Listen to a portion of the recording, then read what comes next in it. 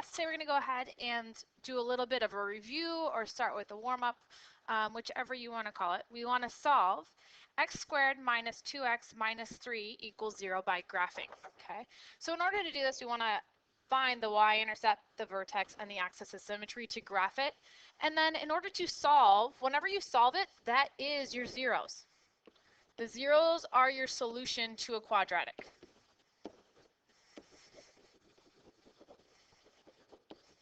So let's just go ahead and start what we know. We know the y-intercept is our c value. And our c value in this case is negative 3, so I have the order pair 0, negative 3. Okay, then to find the vertex, or the axis of symmetry, we do x equals negative b over 2a. So I have negative 2, so it'd be positive 2 over 2 times 1, which gives me 2 over 2, which gives me 1. So this is our axis of symmetry. We write x equals 1. You need to write x equals because it is an equation. And then from here, I go ahead and find my y value by plugging in 1 to the equation. So I plug in 1. 1 squared is 1. 2 times 1 is 2, so minus 2, minus 3. 1 minus 2 gives me negative 1. Negative 1 minus 3 gives me negative 4. So my ordered pair is when x was 1 and y is negative 4. Now when I go ahead and start graphing this, I put my axis of symmetry on first. It's a vertical line at x equals 1.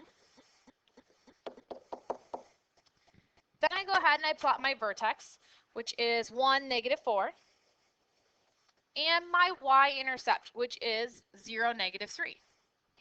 Then, since I know a parabola is symmetric, which means if I fold it on that axis of symmetry, everything on the left will match up with everything on the right, I know I also have this point over here, 2, negative 3. Okay. If I go ahead and graph it,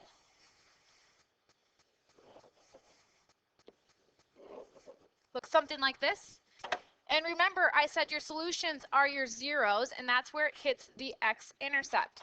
So my solutions would be x equals, or my zeros, negative 1 and 3.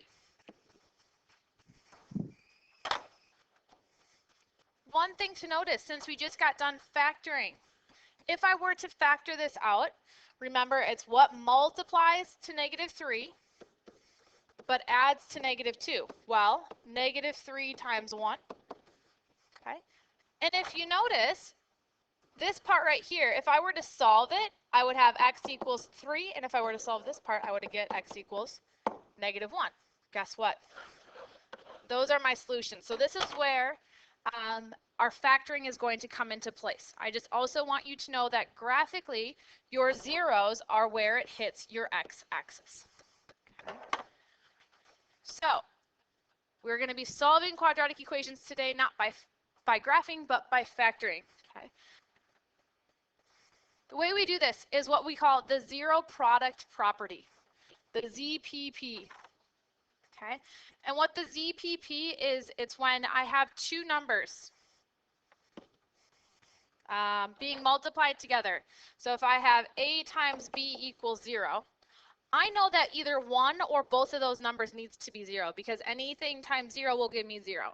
So this means that a equals 0 or b equals 0 or both a and b equals 0. So how this comes into play with our quadratics,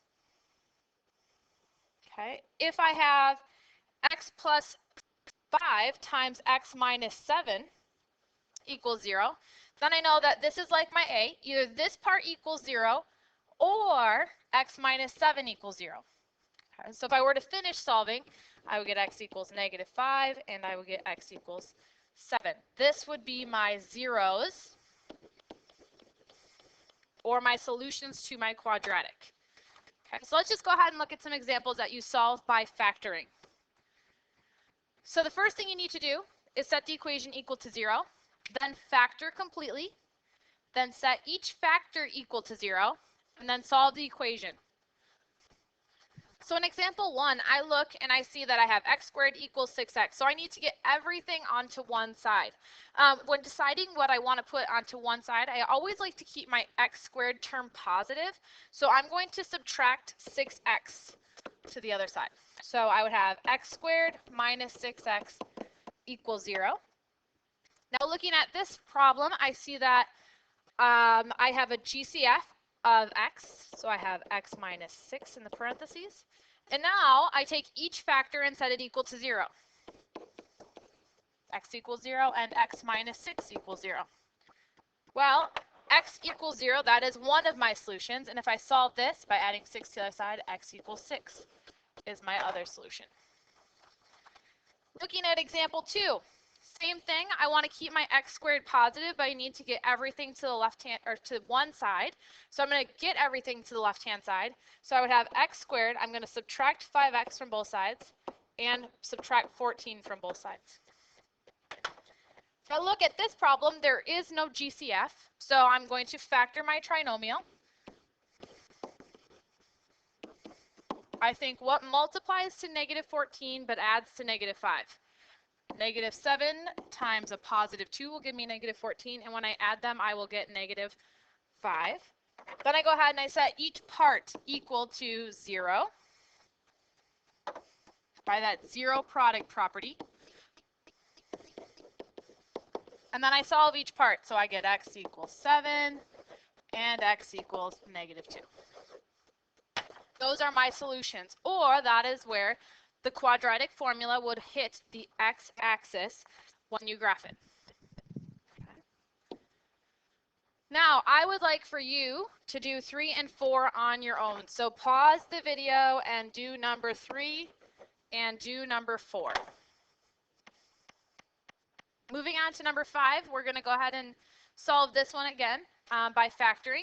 So same thing, I want to get everything onto one side. I like to keep my x squared term positive, so here it's positive.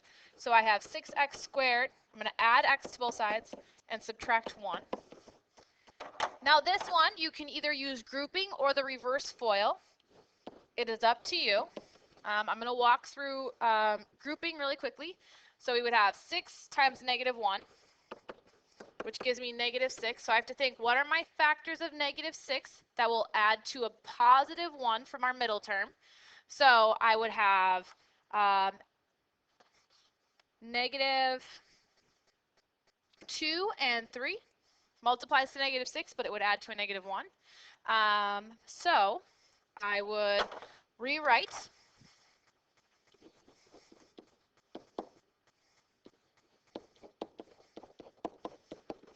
Now I would do the grouping, so I look at the first 2 and the last 2. The first 2, my GCF is 3x, so I would have 2x plus 1. And out of the next one, I can factor out a negative 1, so I would have 2x plus 1. Then I notice they both have that 2x plus 1, so that is one of my factors. And what is left? 3x minus 1 is my other factor. Now in order to solve, I set each part equal to 0. So I would subtract 1 to both sides, so I'd have 2x equals negative 1. And then I would divide by 2, so I have negative 1 over 2. That is one solution. Same thing here. I would add 1 to both sides, so I have 3x is equal to 1, and then I would divide by 3. So I'd have x is equal to 1/3. Those are my 2 solutions. Looking at example 6, okay, I already have everything to the left-hand side. There is no GCF, but I notice x squared is a perfect square and this 25 is a perfect square, and they're being subtracted. They have to be being subtracted. So this is our difference of perfect squares.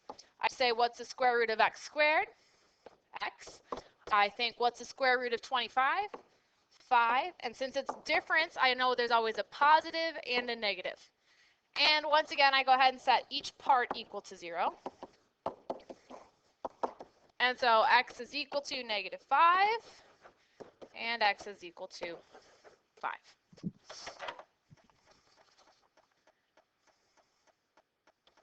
Okay. Look at number 7. It says write a quadratic equation in standard form with the given roots. Okay, just so that we know, standard form is when it's ax squared plus bx plus c. In that form, where you have your x squared first, then your x, and then your constant. Okay. So, in order to do this, you want to think about what a factor that has a solution of -5 would look like. Think about what a factor that has a solution of 7 would look like.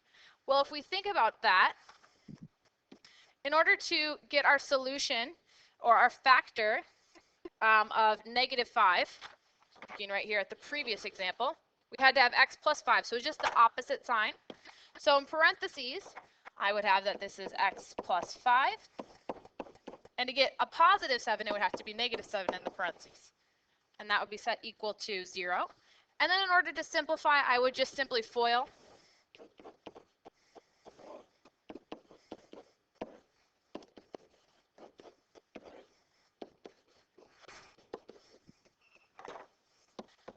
Then we go ahead and we combine our like terms. So I have x squared minus 2x minus 35 equals 0. So there is my quadratic in standard form.